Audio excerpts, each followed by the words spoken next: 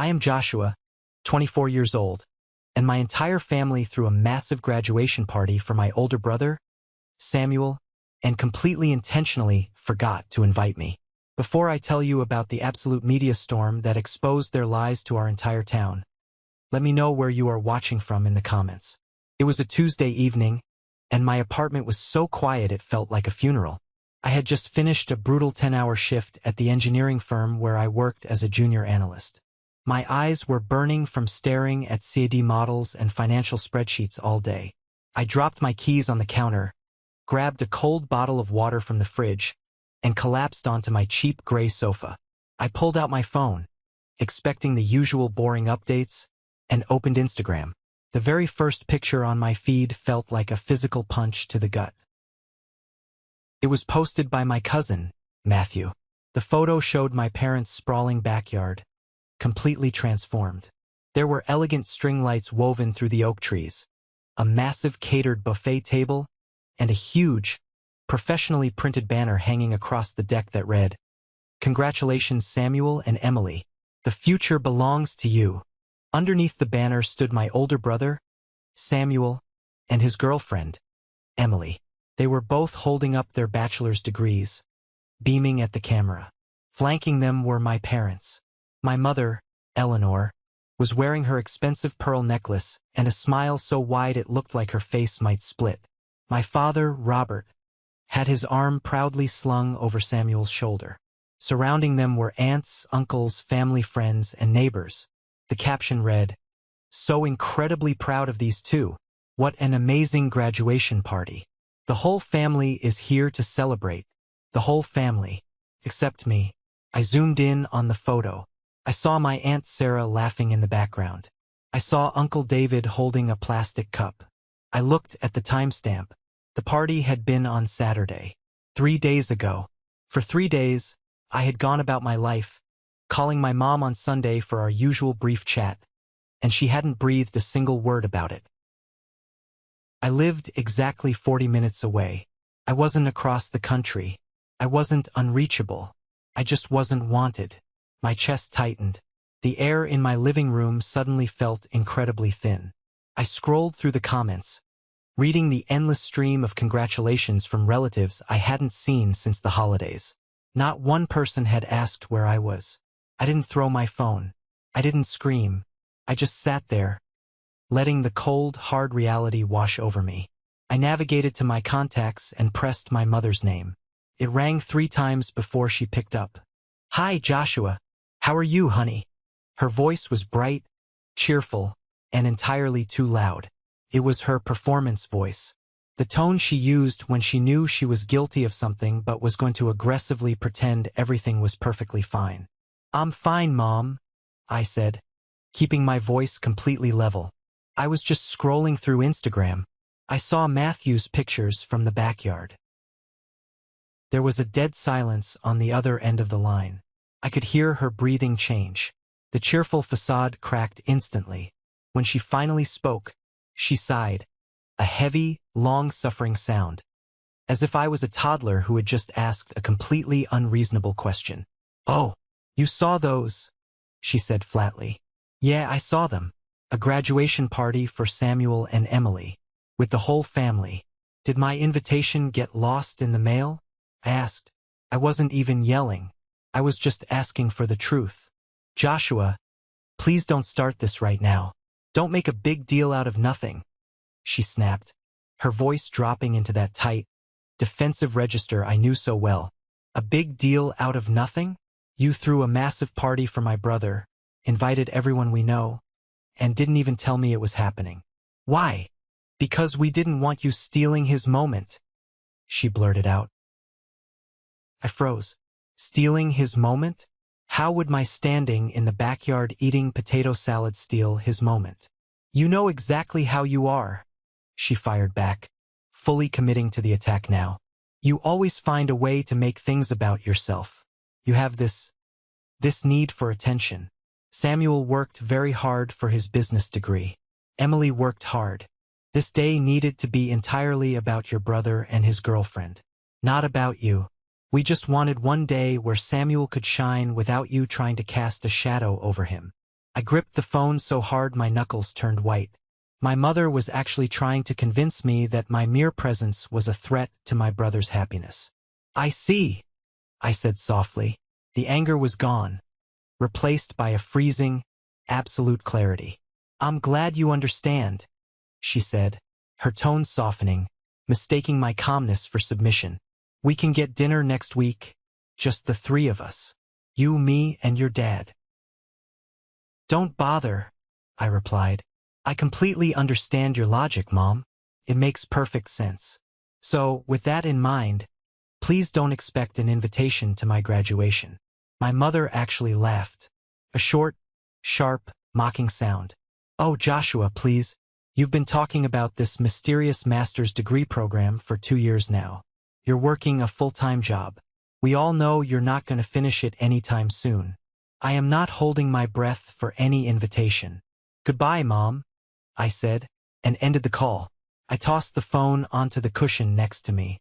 The silence of the apartment returned, but it didn't feel like a funeral anymore. It felt like a starting line. I stood up, walked over to the desk tucked into the corner of my living room, and looked at the large paper calendar pinned to the wall. I took a red marker and drew a thick, heavy circle around a date exactly 3 weeks from today. Little did my mother know I wasn't just talking about a degree. I was 3 weeks away from defending my thesis for a highly competitive dual master's program in engineering and business administration. I had been grinding away in absolute silence, and the game was just about to change. The glow of my laptop screen was the only light in the room. It was 2 a.m. The rhythmic clacking of my keyboard sounded like a machine gun in the quiet night. I was putting the final formatting touches on my thesis. 250 pages of original research on optimizing supply chain logistics using predictive AI models. It was the culmination of 2 years of sacrificing my weekends, my evenings, and my sleep. I rubbed my tired eyes, took a sip of lukewarm coffee, and stared at the title page. Joshua Carter. No one in my family had ever seen this document.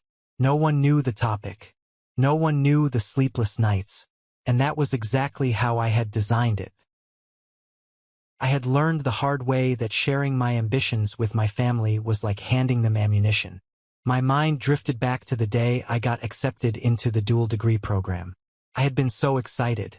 I drove over to my parents' house for Sunday dinner, the acceptance letter folded in my pocket. We were sitting around the dining table. Samuel was talking about a new fraternity party he was organizing. When there was a lull in the conversation, I pulled out the letter. "Hey, I actually have some good news. I got accepted into the dual master's program at the State University. Engineering and business." My father, Robert, paused with his fork halfway to his mouth. He looked at me, then at the letter and let out a scoff. "A master's? Why on earth do you want to stay in school? You already have a bachelor's. You're just wasting money on degrees nobody cares about. We already drained the college fund for you and your brother. If you think I'm paying a dime for this..." "I'm paying for it myself, Dad," I had interrupted quickly. "I'm keeping my job. I'll do it in the evenings." "Suit yourself," he muttered, returning to his steak. "But don't come crying to me when you're burned out and broke. Real life is about making money, Joshua, not reading textbooks." Samuel had smirked from across the table. "Yeah, bro, keep hiding in the library. Leave the real world to us." That was the last time I mentioned my tuition or my classes to my father. But it wasn't just the academics. It was everything. A year into the program, I was grinding so hard at the engineering firm that my boss noticed. They offered me a promotion to junior analyst, a role that usually required 3 years of experience. I got it in 1. I made the mistake of mentioning the promotion to my mother over the phone. "Oh, a promotion? That's nice, honey," Eleanor had said. Her voice lacked any real warmth. Though Susan at the country club was just telling me how companies these days are desperate to fill their diversity and inclusion quotas. They just promote young people to make the company look modern. But still, good for you for being in the right place at the right time. She had managed to take my 80-hour work weeks and attribute my success to a corporate quota. It was a masterclass in passive-aggressive destruction. I had gripped the phone, swallowing the lump of anger in my throat, and just said, "Yeah, Mom, thanks." The final nail in the coffin of my openness had happened just last Christmas. The whole family was gathered in the living room.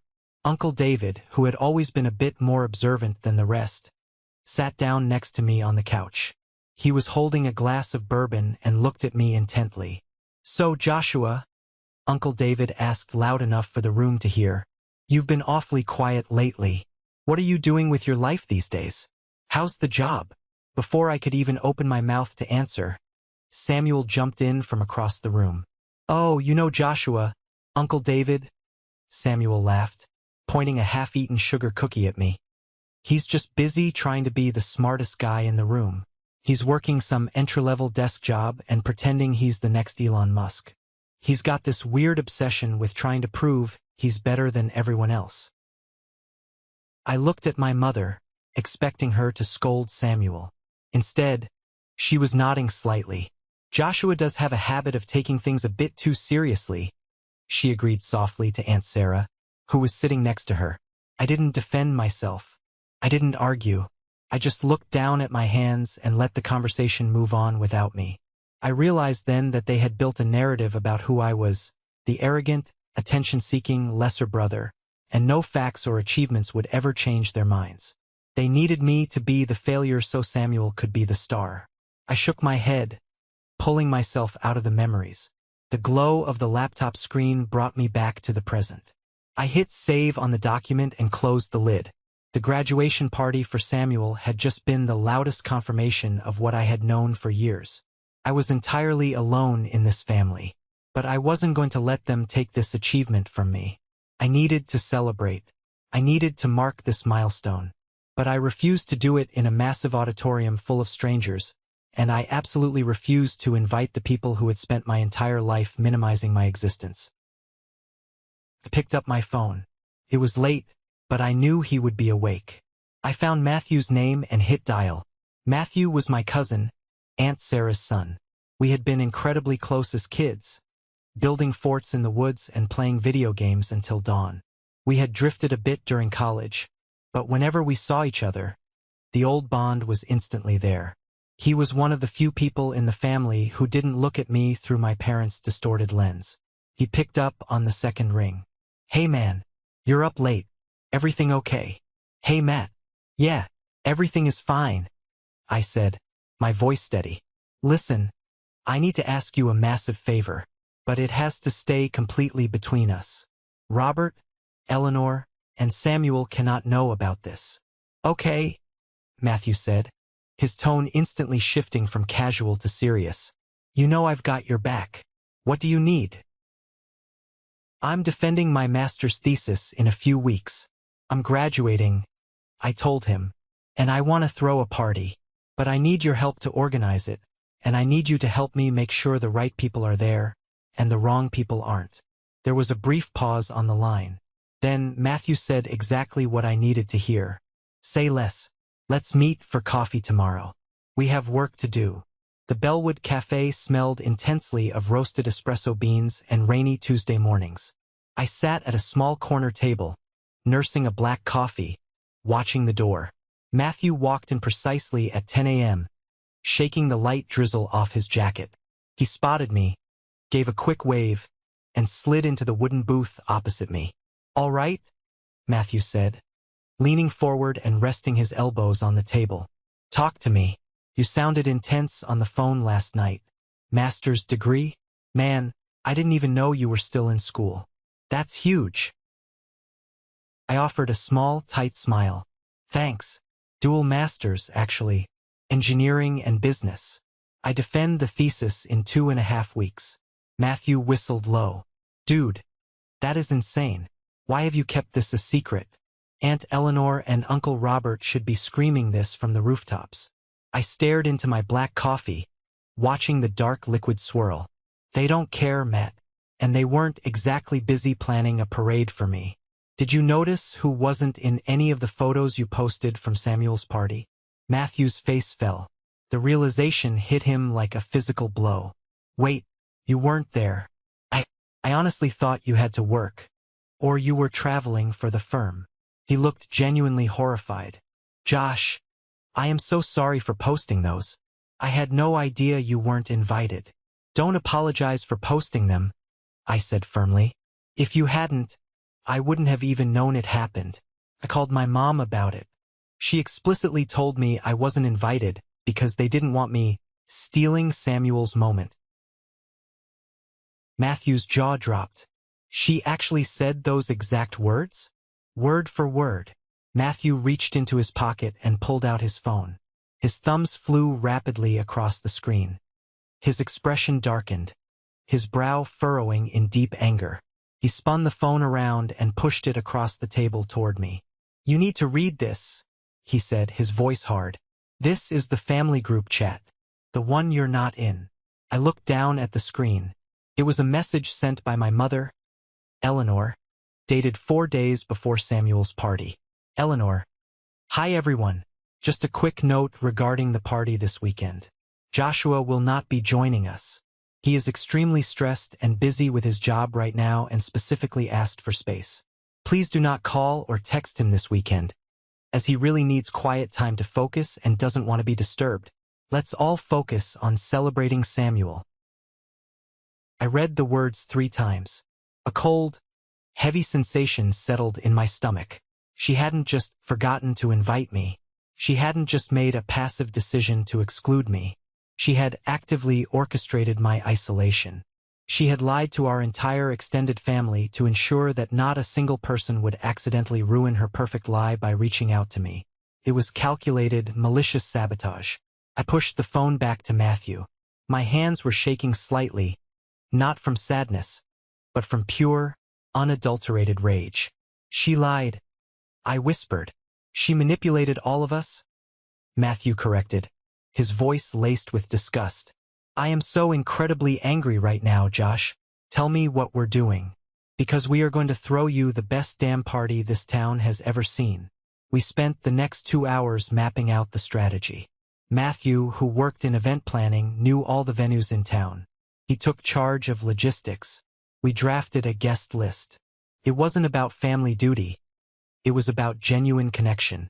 We listed the aunts, uncles, and cousins who had actually checked in on me over the years. We added my friends from undergrad, my supportive colleagues from the firm, and my academic advisors. It was a curated list of people who didn't view me as a competition or a disappointment. The next 2.5 weeks were a blur of adrenaline and exhaustion. I worked my day job, finalized party details with Matthew at night, and rehearsed my thesis defense until my throat was raw.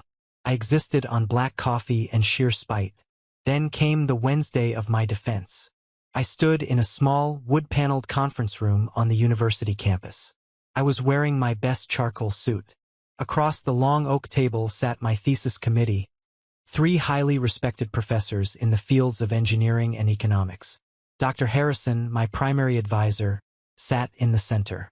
He was a notoriously tough critic with a reputation for tearing weak arguments to shreds. I connected my laptop to the projector. The title slide appeared on the screen. I took a deep breath, pushing every thought of my mother, my father, and Samuel out of my mind. This was my arena. Good afternoon, committee members. I began, my voice clear and steady. Today, I will demonstrate how the integration of localized AI predictive modeling can reduce supply chain friction by up to 22% in mid-sized manufacturing firms. For the next 45 minutes, I didn't stumble once. I presented the data, the algorithms, the economic impact analyses. When I finished the formal presentation, the questioning began. They didn't go easy on me.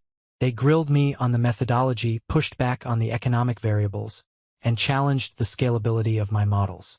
But I had lived and breathed this data for 2 years.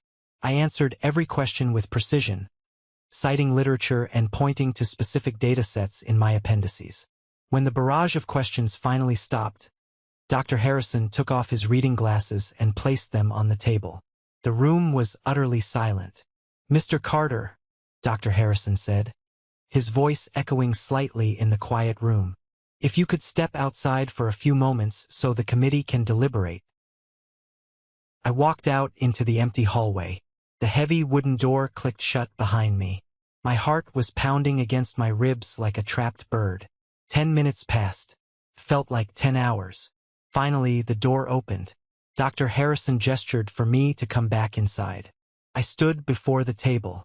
Dr. Harrison looked at his colleagues, then back at me. A rare, genuine smile broke across his usually stern face. "Joshua," he said warmly, "congratulations. You have passed your defense with flying colors. Not only that, but the committee is in unanimous agreement that this is one of the most robust, innovative, and commercially viable pieces of graduate research we have seen in the last decade." I let out a breath I didn't know I was holding. "Thank you, Dr. Harrison. Thank you all."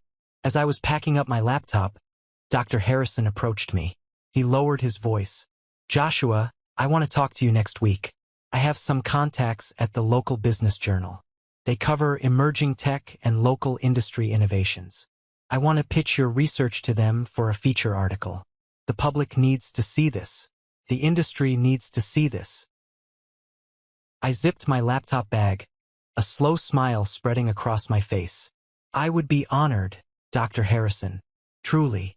I walked out of the building into the late afternoon sun. The storm hadn't just begun. I was currently riding the lightning. The silence from my parents' house was deafening. It had been nearly 3 weeks since the phone call with my mother, and my phone hadn't registered a single text or missed call from Eleanor, Robert, or Samuel. They had successfully discarded me to focus entirely on Samuel's post-graduation life, and they were perfectly content living in a reality where I simply didn't exist. It was exactly what I wanted. The quiet allowed Matthew and me to work completely under the radar. Matthew had outdone himself. He managed to secure a beautiful, exposed brick event space downtown, right above a popular artisan bakery. It had massive industrial windows overlooking the city, polished hardwood floors, and enough space to comfortably hold 50 people. It wasn't the sprawling, ostentatious backyard barbecue my parents threw. It was intimate, sophisticated, and entirely mine. We were reviewing the catering menu in my apartment on a Thursday night, just 2 days before the party, when my phone buzzed violently on the coffee table. The caller ID flashed a name that made my blood run cold. Grandma Margaret. Margaret was my father's mother. She was a formidable, sharp-tongued woman who lived 3 states away. She was the matriarch of the family, known for her brutal honesty and her absolute intolerance for foolishness. She scared my father, and she absolutely terrified my mother. I looked at Matthew wide-eyed. "It's my grandmother." Matthew winced. "Don't answer it. If she knows, the gig is up." "If I don't answer, she'll just keep calling," I said, swiping the green button and putting it on speakerphone. "Hi, Grandma. Joshua David Carter." Her voice snapped through the speaker, sharp as a whip. There was no polite greeting. "I have just spent the last 20 minutes on the phone with your Aunt Sarah. I demanded to know why she sounded so guilty when I asked about you. Care to explain why I am just now finding out that you were deliberately excluded from your own brother's graduation party?" I sighed, rubbing my temples. "Grandma, it's fine. Really. Mom said they didn't want me stealing Samuel's moment." Stealing his moment? What utter garbage. Grandma Margaret practically roared. "That woman has been coddling Samuel since the day he was born and treating you like an afterthought. I knew Robert was blind to it, but I didn't think Eleanor had the audacity to lie to the entire family. Joshua is too stressed. She texted me. She lied to my face, Joshua." "I know, Grandma." Matthew showed me the text. The line went quiet. When she spoke again, her voice had lost the sharp edge of anger and was replaced by a thick, wet emotion that shocked me. Grandma Margaret was crying. "Oh, my sweet boy," she whispered, her voice cracking. "I am so deeply sorry. I should have known. I should have checked on you myself. You must have felt so incredibly alone." I felt a sudden lump form in my own throat. The walls I had built up to protect myself from my parents were useless against genuine empathy. "It's okay, Grandma. I'm okay. Actually, I'm more than okay." I looked at Matthew, who nodded encouragingly. "Grandma, I didn't tell anyone this because I didn't want the drama, but I just successfully defended my master's thesis. 2 degrees, engineering and business. I graduated, a sharp intake of breath on the other end. Joshua, that is incredible. My brilliant grandson. Why didn't you tell your parents? Because Dad would tell me I wasted my time, and Mom would say I only passed because of a grading curve, I said bluntly. Look, Matthew and I are organizing a private celebration this Saturday, just for the people who actually support me. We didn't invite Robert or Eleanor. We didn't invite Samuel. And we don't want them to know. Good, Margaret said instantly, the steel returning to her voice. Do not let those toxic fools ruin your achievement. Now listen to me carefully. I am logging into my bank account right now. I am wiring Matthew $5,000. You will use that to pay for the venue, the best food in town, and top-shelf liquor. You will not spend a dime of your own money. Grandma, no, you don't have to do that. I am an 80-year-old woman, Joshua. Do not argue with me, she interrupted fiercely. Consider it your graduation gift. And as for your parents, I am going to stay completely silent. I am not going to say a word to Robert or Eleanor. I want to sit back and watch exactly how this plays out when they realize the massive mistake they've made. Enjoy your party, my boy. I am so proud of you. She hung up. I stared at the phone, entirely stunned. Matthew let out a loud whoop of triumph, pumping his fist in the air. We had the matriarch's blessing and her bankroll. We were unstoppable. Friday night, the eve of the party. I stood in my bedroom, staring at the navy blue suit hanging on my closet door. It was tailored, sharp, and expensive, a gift to myself from my first big bonus at the firm. I traced the lapel with my fingers. For 24 years, I had navigated the storm of my family's favoritism by keeping my head down and making myself as small as possible. I had believed that if I just didn't cause waves, maybe they would eventually love me equally. Tomorrow I was done being small. Tomorrow, I was stepping directly into the eye of the storm, and I was going to let it rage around me. Saturday evening arrived, bringing with it a cool breeze and a sky painted in shades of twilight purple. I walked into the downtown venue at 5:30 p.m., and my breath caught in my throat. Matthew had completely transformed the space. Elegant cocktail tables draped in black linen were scattered around the room. A massive grazing table filled with artisanal cheeses, cured meats, and fresh fruit stretched across the far wall. But the centerpiece was the banner hanging right at the entrance. It was sleek, modern, and written in bold gold lettering. Joshua Carter, Master of Science in Engineering and Master of Business Administration. Earned in silence. Celebrated in style. At exactly 6 p.m., the doors opened, and the people who actually mattered began to arrive. My Aunt Sarah was the first through the door. The moment she saw me standing there in my navy suit, she burst into tears. She practically ran across the room and wrapped her arms around my neck in a crushing hug. I am so sorry, Joshua, she sobbed into my shoulder. I knew they didn't invite you to Samuel's party. I knew it, and I was too much of a coward to stand up to Eleanor. Can you ever forgive me? You're here now, Aunt Sarah, I said gently, hugging her back. That's all that matters to me. As the evening progressed, the room filled with laughter, clinking glasses, and genuine warmth. My friends from undergrad swapped embarrassing stories about my study habits. My colleagues from the firm toasted to my insane work ethic. Even Dr. Harrison showed up, wearing a tweed jacket and a wide smile. Around 8 p.m., Matthew tapped a spoon against his champagne glass, calling for silence. The room quieted down, turning toward him. Everyone, Matthew projected his voice across the room. We are here tonight to celebrate a man who defines resilience. Joshua didn't ask for a handout. He didn't ask for attention. He worked a grueling full-time job, paid his own way, and conquered a dual master's program that would break most people. He did it quietly, but tonight, we are making some noise. The room erupted in cheers. Dr. Harrison stepped forward, raising his glass. I have supervised hundreds of graduate students in my career, Dr. Harrison said, his authoritative voice carrying easily. Joshua Carter is, without a doubt, one of the most brilliant analytical minds I have ever had the pleasure of teaching. His research is going to change industry standards. To Joshua, the crowd echoed. Matthew grabbed my shoulder and pulled me over to the entrance, right underneath the massive gold banner. He rallied Aunt Sarah, my friends, and my colleagues to squeeze into the frame. "Smile, Josh," Matthew yelled, holding up his phone. Click.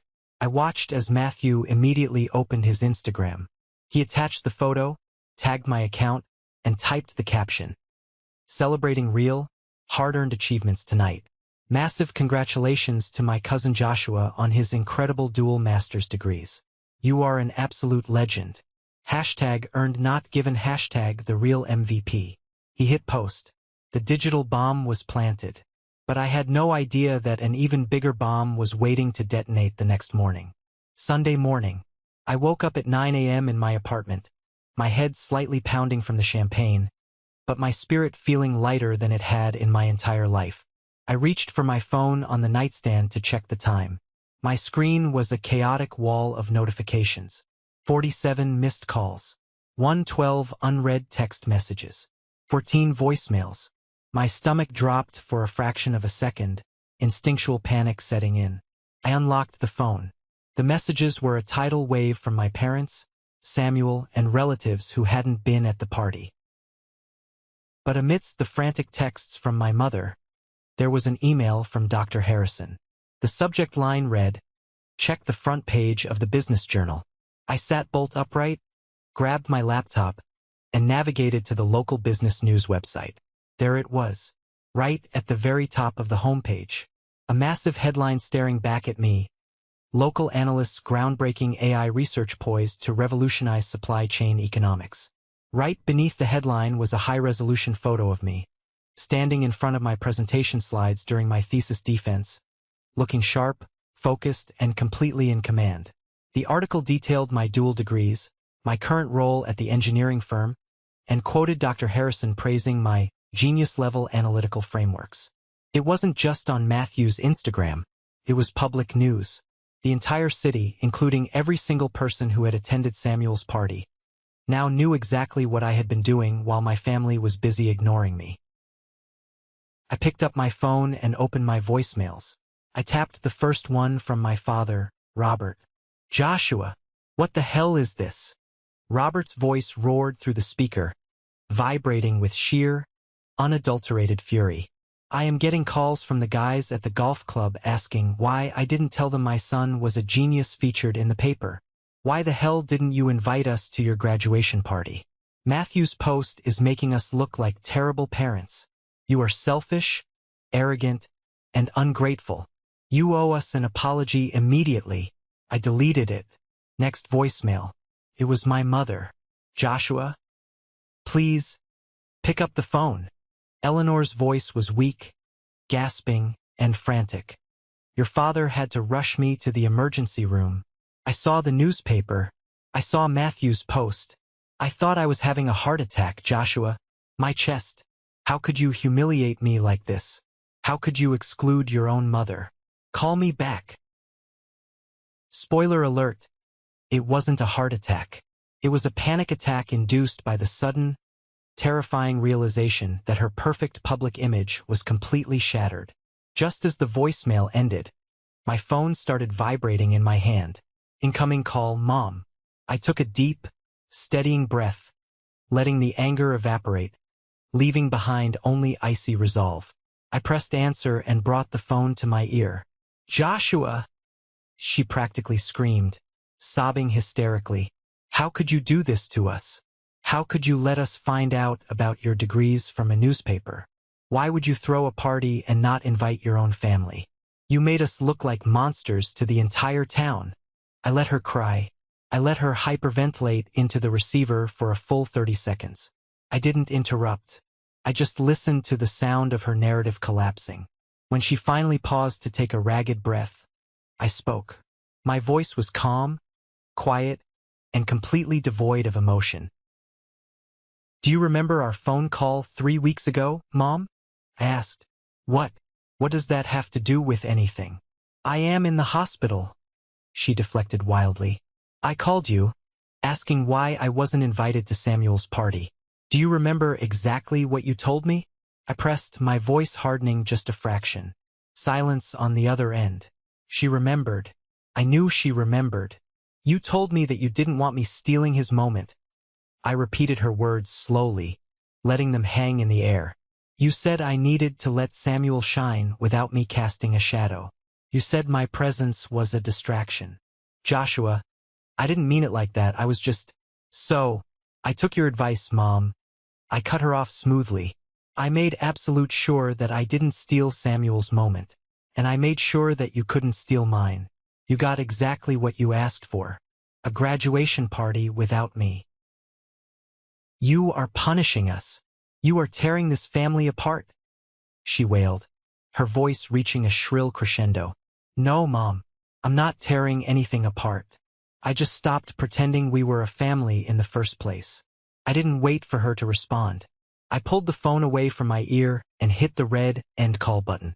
De la koen kak the doi tatsie, kai tua koi kung de lay lai duak win kim so kuak doi min. Kam on ban de kien and kung tua den day. Ban that tuet voi. Lay jup toi like video va ben luan so one ben dui. De toi beat ban de dong han kung toi toi day. Junai kong chi jup nu nuoi han tim thay ka chuyen nai. Makan cho toi beat rang and hung tre niam qua toi ko wai nia voi ai du. Suung ho qua ben la dong luk lan not de toi tip tiu si chia se and hung fan kan lai qua han trin nai. The immediate aftermath of dropping that verbal bomb on my mother was chaotic, but strangely entirely detached. I sat in my apartment, watching the text messages flood in, feeling like a scientist observing an experiment through thick safety glass. My brother, Samuel, was the first to go on the offensive. A string of rapid-fire texts lit up my screen. Samuel, you absolute psycho. Are you happy now? You completely ruined the buzz from my graduation. Samuel, Mom is having a meltdown because of you. You purposely waited to release that article to upstage me. Samuel, nobody even cares about your nerdy research anyway. You're just desperate for attention. You're pathetic. I read the texts, a wry smile touching my lips. Samuel wasn't angry that I had been excluded. He was angry that my achievement, which was quantitatively and qualitatively harder to earn than his standard business degree, had publicly eclipsed his. He was suffering from the sudden, jarring loss of his status as the golden child in the eyes of our extended network. I didn't type a single word in response. I swiped left on his contact and hit block. 10 minutes later, my phone rang. It was Uncle David. The same Uncle David who had sat next to me at Christmas and allowed Samuel to publicly mock my career.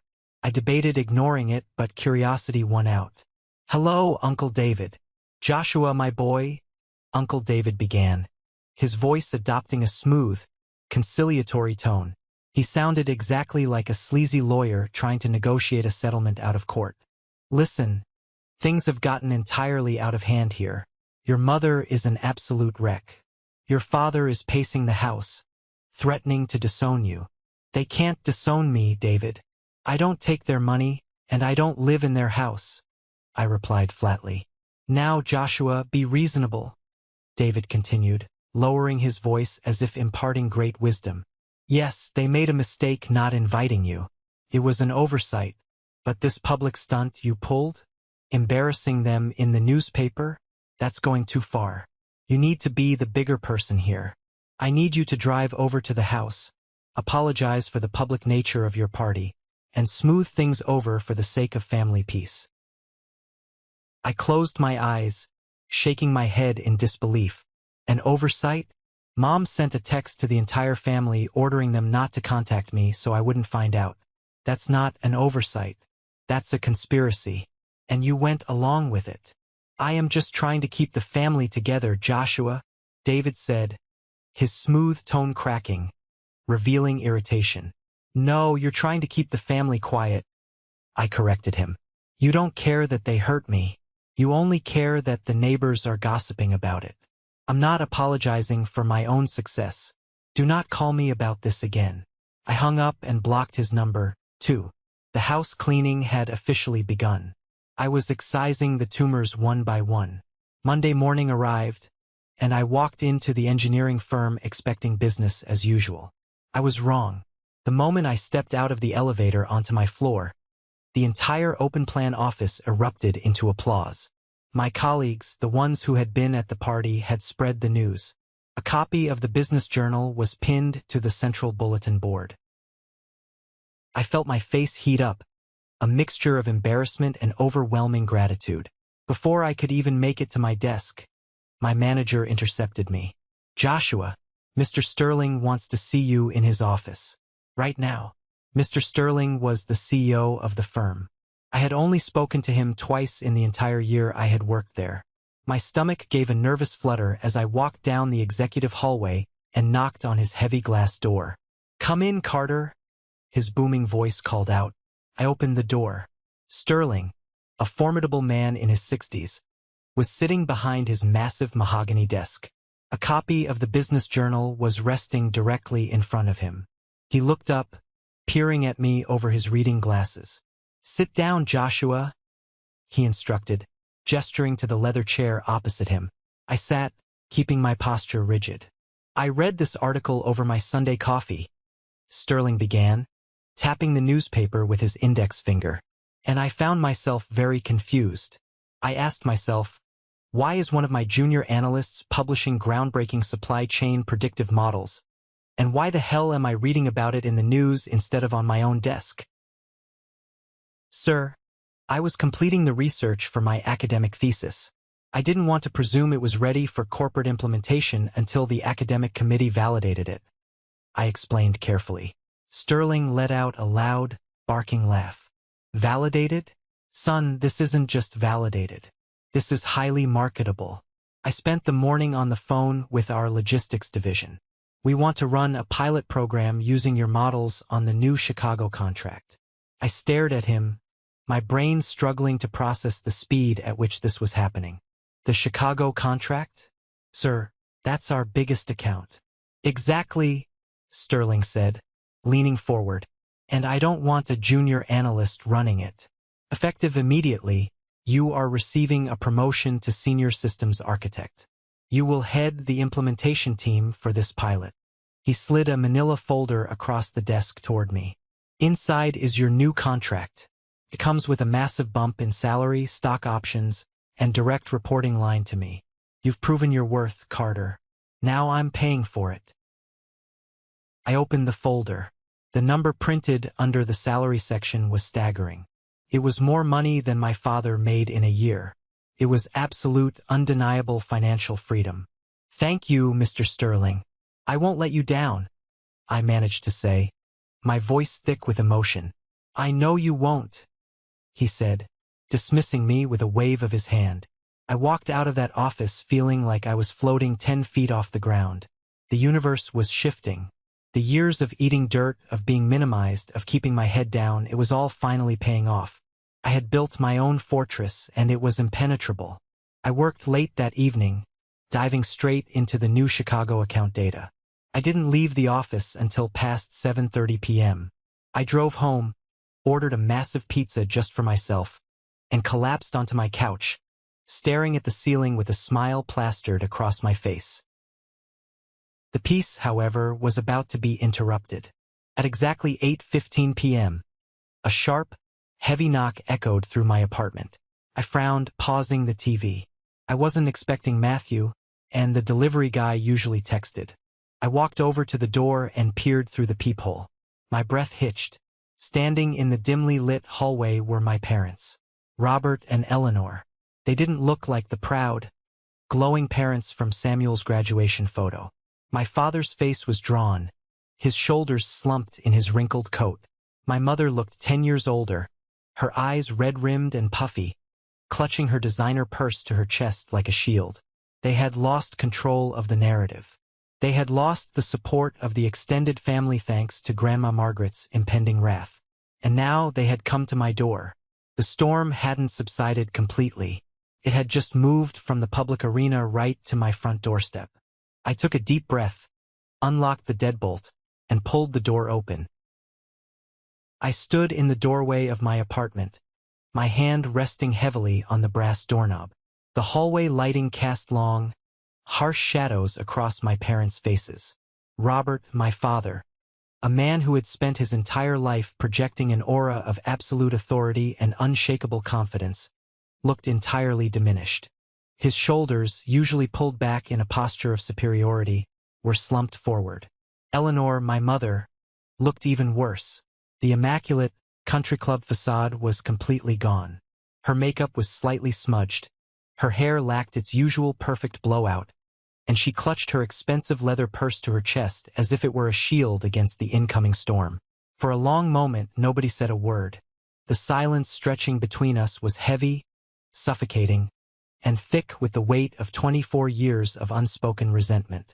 Joshua, my father finally spoke, his voice uncharacteristically gravelly. He cleared his throat, trying to summon back his usual booming cadence, but it failed him. Can we come in? We need to talk to you. I looked at them. I felt a strange, chilling sense of detachment. A year ago, a month ago, even a week ago, I would have craved this moment. I would have moved aside instantly, desperate for any scrap of their attention or validation. But standing there now, bolstered by the absolute certainty of my own worth, I just felt exhausted. I stepped back and pulled the door open wider. Make it quick. They walked into my living room, looking around nervously as if they had entered a stranger's home. They had only been to this apartment twice in the 3 years I had lived here, and both times they had complained about the neighborhood and the lack of covered parking. I didn't offer them a drink. I didn't ask them to sit down. I simply crossed my arms over my chest and leaned against the kitchen counter, waiting. My mother broke first. She took a step toward me, her eyes brimming with fresh tears. Joshua, please, you have to understand how terrible this has been for us. The phone has been ringing off the hook all day. The neighbors, the people from the club, your Aunt Sarah. Everyone saw that article.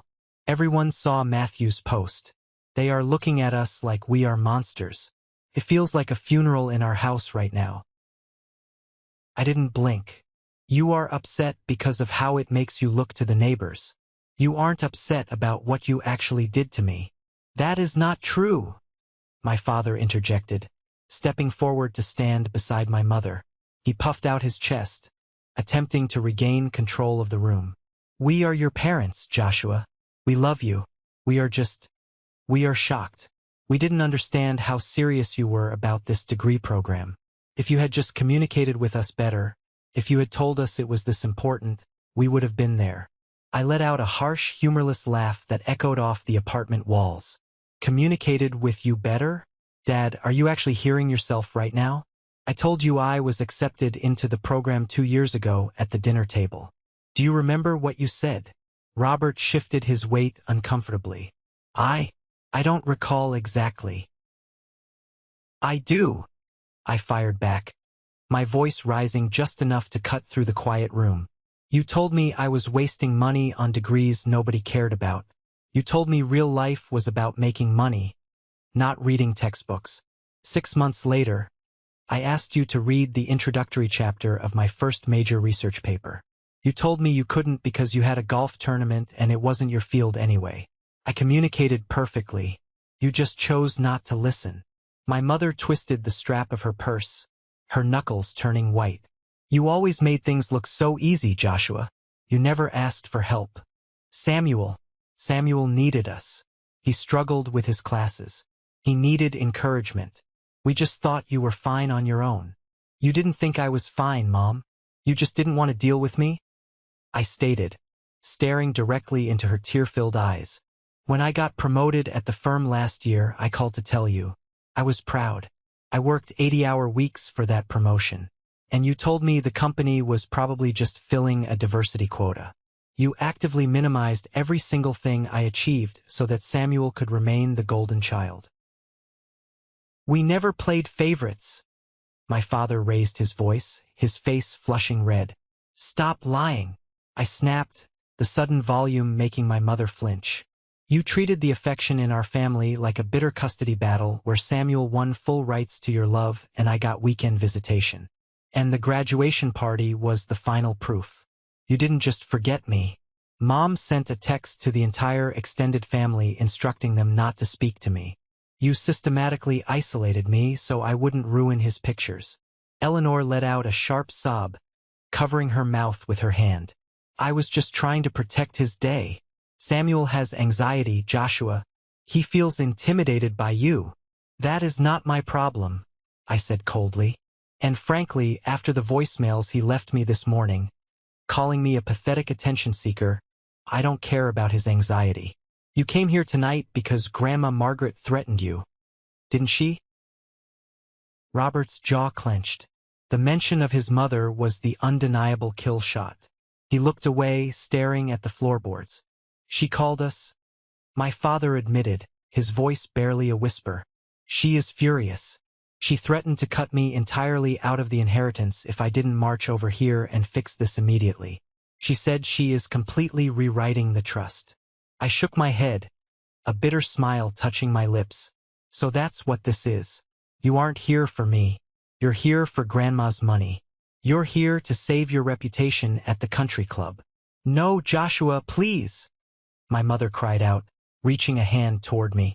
We're done here, I said, pointing toward the door. I appreciate the visit, but an apology forced by the threat of losing an inheritance isn't an apology. It's a transaction, and I'm not buying it. Get out of my apartment. My father opened his mouth to argue, but the look in my eyes stopped him cold. He swallowed hard, placed a trembling hand on my mother's back, and guided her toward the door. They walked out into the hallway, completely broken, the door clicking shut solidly behind them. I locked the deadbolt. I walked to the kitchen, poured myself a glass of water, and drank it down. I expected to feel sad. I expected the familiar, heavy ache in my chest that always followed a fight with my parents. But there was nothing, just a vast, quiet, incredibly liberating emptiness. The weeks rolled by, leading into November. The air grew crisp and biting, the leaves turning brilliant shades of orange and red. I threw myself into my new role as senior systems architect at the firm. I was leading a team of 5 people, implementing the predictive models from my thesis into the massive Chicago logistics contract.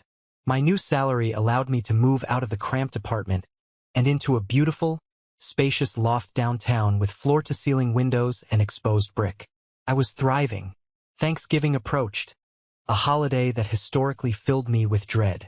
Usually, it meant sitting at the end of my parents' massive dining table, listening to Samuel brag about his entry-level marketing job while my mother fawned over him and my father poured him premium scotch. This year, I didn't even get an invitation, and I didn't want one. Instead, I hosted my own Thanksgiving. Matthew, Aunt Sarah, Dr. Harrison, and a few close friends from the firm came over to my new loft. We cooked a massive turkey, opened several bottles of expensive wine, and spent the entire afternoon laughing until our sides hurt. There was no tension. There was no walking on eggshells. It was pure, unadulterated joy. Around 5 p.m., while we were cutting into a pumpkin pie, Matthew's phone buzzed violently on the kitchen island. He picked it up, glanced at the screen, and his eyes widened to the size of saucers. "Oh my God," Matthew whispered, a massive grin spreading across his face. He looked up at his mother, Aunt Sarah, and then at me. "It's a text from Uncle David. He's at the main family dinner at your parents' house." Aunt Sarah gasped, putting her hand over her mouth. "What happened? Did Eleanor burn the turkey?" "Worse," Matthew chuckled darkly. "Grandma Margaret showed up." My jaw dropped. Grandma Margaret never traveled for Thanksgiving. She hated the cold weather. "Read it, Matt. Now," I demanded. Matthew cleared his throat and began reading Uncle David's frantic text message aloud to my living room. Absolute disaster. Margaret flew in unannounced. She sat at the head of the table. Before Robert could even carve the turkey, she stood up and demanded silence. She looked right at Eleanor and said, "I hope you enjoy this meal, Eleanor, because it's the last one I will ever eat under your roof." Then she looked at Samuel and told him he was a spoiled, mediocre brat who couldn't hold a candle to his brother's intellect. She told Robert that unless he underwent serious therapy to figure out his catastrophic failures as a father, she was leaving every single penny of the family estate to charity. Eleanor started hyperventilating. Samuel stormed out of the house. The tension is so thick in here it feels like Robert and Eleanor are on the verge of a divorce. Send help. The loft erupted into roaring laughter. Aunt Sarah had tears streaming down her face, clutching her stomach. I leaned back in my chair, staring up at the ceiling, feeling a profound sense of cosmic justice. Grandma Margaret had delivered the ultimate reckoning, right over the cranberry sauce. But Samuel, true to his nature, couldn't just take the loss and walk away. He had to be the victim. He had to control the narrative. Later that evening, long after my guests had gone home and I was cleaning up the kitchen, Matthew sent me a link. It was a post on LinkedIn. Samuel had taken to the professional networking site to air his grievances, hoping to farm sympathy from the internet. I clicked the link. It was a long, rambling post, complete with a somber black and white selfie of Samuel looking distressed. The post read, "It breaks my heart to see what the corporate world has become. Today, hard work, loyalty, and standard business ethics are constantly overshadowed by flashy PR stunts and people willing to buy their way into the spotlight. I recently graduated with my business degree, a moment my family cherished. Unfortunately, some individuals, people very close to me who suffer from severe narcissistic tendencies, decided they couldn't stand not being the center of attention. They used their corporate connections to buy a front-page feature in the local business journal, actively trying to ruin my graduation week. It's a sad day when family members try to destroy each other for a few minutes of hollow fame. Keep grinding, real professionals. Don't let the toxic people dim your light." I read the post twice. He hadn't used my name, but anyone in our hometown or extended network knew exactly who he was talking about. He was accusing me of paying the business journal to publish my thesis to spite him. It was a desperate, pathetic lie from a desperate, pathetic man. For a split second, I felt the old urge to defend myself. I opened the comment box, my fingers hovering over the keyboard. I could destroy him right here. I could post the email from Dr. Harrison. I could post my transcript. But before I could even type a single letter, I refreshed the page. The comments section was already exploding, and I didn't have to say a word. The very first comment, pinned to the top by sheer engagement, was from Dr. Harrison himself. Dr. Arthur Harrison, PhD Chair of Engineering, State University.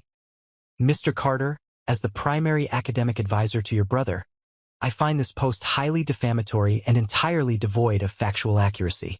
Joshua did not buy his way into the business journal. His research was selected by the editorial board because his predictive models are mathematically flawless and represent a significant leap forward in supply chain economics. I personally pitched his thesis to the journalists because his brilliance deserved public recognition. I suggest you focus on your entry-level marketing duties rather than publicly showcasing your profound professional jealousy. It is not a good look for a recent graduate. I let out a loud bark of laughter.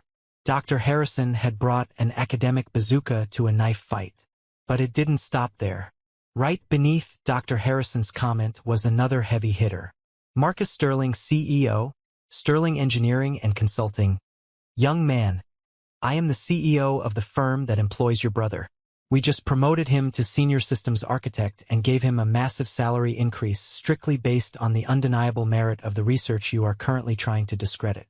If I ever caught one of my employees posting such a bitter, unprofessional, and libelous rant on a professional networking site, I would terminate their contract before they could pack their desk. Joshua is a spectacular talent. You would do well to take notes from him instead of tearing him down. Following those two devastating blows, my colleagues from the firm flooded the post. They dropped data points. They dropped links to the actual published research. They systematically dismantled Samuel's victim narrative piece by piece, exposing him to his entire professional network as a jealous, bitter liar. I sat back on my couch and watched the engagement numbers climb. 30 minutes later, I refreshed the page one last time. Error. This post has been deleted by the author. Samuel had panicked. He had tried to play the victim on a professional stage, and he had been publicly humiliated by industry titans. His attempt to ruin my reputation had only solidified my credibility and exposed his own toxic nature. I locked my phone, tossed it onto the sofa cushion, and walked over to the massive window looking out over the glittering city skyline. The storm was finally truly over. The chaotic winds of my family's dysfunction had blown themselves out, leaving me standing tall, completely untouched. I had broken the cycle. I was free. December arrived, blanketing the city in a thick layer of pristine white snow. The streets were lined with twinkling holiday lights, and the air smelled sharply of pine needles and roasting chestnuts. It was the week before Christmas, and the city was buzzing with frantic, joyful energy. I was walking through the aisles of an upscale grocery store near my new loft, pushing a cart filled with premium ingredients. Matthew and I were hosting a massive holiday dinner for our friends, and I spared absolutely no expense. I had a prime rib roast, expensive imported cheeses, truffles, and several bottles of vintage wine in my cart. My bank account was robust, my career was soaring, and my mind was incredibly peaceful. I turned the corner into the fresh produce section, reaching out to inspect a display of bright red pomegranates. As I looked up, I froze. Standing 10 feet away, examining a bruised apple, was my mother. For a second, my brain couldn't process the image. The Eleanor Carter I knew from my childhood, the towering, immaculate, terrifyingly composed woman who ruled our household with an iron fist, was gone. The woman standing by the apples looked remarkably small. She was wearing a beige winter coat that seemed a size too big for her. Her hair, usually perfectly styled, was pulled back into a simple, somewhat messy clasp. Her shoulders were hunched, and the deep lines around her mouth and eyes looked far more pronounced than I remembered. She looked like a woman who had spent the last 2 months carrying a crushing, invisible weight. I considered turning my cart around and walking down the bakery aisle. I owed her nothing, but a strange sense of calm washed over me. I wasn't afraid of her anymore. She had no power here. I took a step forward. My cart squeaked slightly on the polished floor. Eleanor looked up. Our eyes met over a massive pile of Honeycrisp apples. Her breath hitched audibly. She dropped the apple she was holding, her hands flying to her mouth. She stood completely paralyzed, staring at me as if I were a ghost materializing in the middle of the grocery store. "Hi, Mom," I said. My voice was entirely neutral. Not angry, not warm, just a simple acknowledgement of her existence. "Joshua," she breathed out, her voice trembling violently. She took a hesitant step toward me, her eyes sweeping over my expensive wool overcoat, my tailored scarf, the undeniable look of health and prosperity radiating from me. You look wonderful. You look so handsome." "Thank you. I'm doing very well," I replied, keeping my hands firmly on the handle of my shopping cart. The silence descended upon us again, broken only by the tinny Christmas music playing through the store's speakers. She looked at the contents of my cart, the prime rib, the expensive wines. Are you hosting Christmas this year?" she asked, her voice desperately fragile, carrying a tiny, pathetic spark of hope. "Yes, Matthew, Aunt Sarah, and a large group of my friends are coming over to my new place. I moved downtown last month." "Oh," she whispered, the spark in her eyes dying instantly. "That sounds lovely. Your father and I. It's just going to be the two of us this year. Samuel is spending the holidays with Emily's family in Florida. And Grandma Margaret. Well, I nodded slowly. I knew that the empire of favoritism she had built had collapsed, leaving her entirely isolated in that massive, quiet house with a husband she was constantly arguing with and a golden child who had fled to Florida the moment things got difficult. "I'm sorry to hear that," I said politely, though I didn't feel an ounce of pity. She reached out, her fingers hovering in the air inches from my arm, but she didn't dare touch me. Her eyes filled with tears, spilling over her eyelashes and tracking down her pale cheeks. "Joshua," she choked out, her voice breaking completely. "I miss you. I miss my son. I wake up every single morning and I replay that phone call in my head. I replay the day of Samuel's graduation. If I could take it back, if I could just go back in time and change it, I would give anything. We are so utterly broken without you. I looked at her tears. For the first 24 years of my life, my mother's tears were a weapon. They were designed to inflict guilt, to force compliance, to make me apologize for things I didn't even do. But looking at her now, crying in the produce section of a grocery store, the weapon was completely useless. The emotional armor I had built was entirely impenetrable. "You can't go back in time, Mom," I said softly. "You made a choice. Every single day of my life, you and Dad made a choice to put Samuel first and push me aside. The graduation party wasn't an accident. It was just the grand finale." "I know," she sobbed quietly, wiping her face with the back of her hand. "I know we did, and we are paying for it. I need to know one thing." She looked up at me, her eyes searching my face with a desperate, agonizing intensity. "Are you happy, Joshua? Truly happy?" It was the most profound question she had ever asked me. I didn't have to think about the answer. I didn't have to search my soul.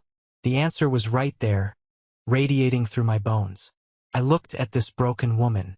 I thought about my brilliant career, my beautiful home, the friends who stood by me, the cousin who fought for me, and the unshakable confidence I had forged in the fires of their rejection. "Yes, Mom," I said, a small, genuine smile touching my lips. "I am happier than I have ever been in my entire life." Eleanor stared at me. She let out a long, shuddering breath. The finality of my answer struck her with the force of a physical blow. She realized in that exact moment that my happiness was completely, utterly independent of her. I didn't need her love to survive. I didn't need her validation to succeed. I had outgrown the toxic soil she planted me in. She nodded slowly, the fight completely draining out of her body. Her shoulders slumped even further. "That's all I wanted to hear," she whispered. "Merry Christmas, Joshua." "Merry Christmas, Mom." I turned my cart around and walked away. I didn't look back. I navigated through the aisles, paid for my groceries, and walked out into the freezing, exhilarating winter air. As I loaded the bags into the trunk of my car, I paused and looked up at the gray, snowy sky. I took a deep breath, letting the crisp air fill my lungs. Sometimes, the universe disguises its greatest blessings as devastating rejections. When my family actively conspired to exclude me from that graduation party, they thought they were putting me in my place. They thought they were reminding me that I was secondary, that I was a shadow meant to stand behind my brother's light. But what they actually did was set me free. They gave me the final, undeniable proof I needed to stop waiting for a train that was never going to arrive. They pushed me so far out into the cold that I had no choice but to learn how to build my own fire. The trauma of being the scapegoat, the pain of being the invisible child, it all burned away the night of my own graduation party, replaced by the blazing realization of my own self-worth. Blood does not make a family. Shared DNA does not entitle anyone to a front-row seat to your life, especially if they only use that seat to throw stones at you. Family is an action. It is the people who show up for you when there's nothing in it for them. It's the people who celebrate your victories as loudly as their own. I got into my car, started the engine, and turned the heater on high. The radio was playing a cheerful holiday song. I merged onto the highway, driving toward my beautiful loft, my incredible friends, and a future that belonged entirely to me. I had survived the storm, and the sunrise was absolutely spectacular. Listen to me closely because this is the most important part of this entire video. If you are sitting there right now watching this and you feel like the black sheep of your family, if you constantly feel like you are walking on eggshells, shrinking yourself down, or begging for scraps of affection from people who are supposed to love you unconditionally, I need you to hear this truth. Their inability to love you is a reflection of their own brokenness, not your lack of worth. We are conditioned by society to believe that we must endure endless toxicity simply because it comes from our parents or our siblings. We are told to keep the peace and be the bigger person. But keeping the peace should never require you to declare war on yourself. The psychology of family scapegoating is deeply damaging. It programs you to believe you deserve the poor treatment. But you have the power to break that programming. You have the right to walk away from tables where respect is no longer being served. The greatest revenge is not anger. The greatest revenge is massive, undeniable success and complete, absolute emotional detachment. I want to hear from you. What is the biggest lesson you are taking away from my story today? Have you ever had to walk away from toxic family members to protect your own peace? Tell me your story in the comments below. Or, if this story simply resonated with you and reminded you of your own strength, just drop the word good in the comments so I know you are standing tall with me. Thank you so much for watching, for sharing my journey, and for being part of my true, chosen family here. Keep grinding, keep protecting your peace, and I will see you all in the next video.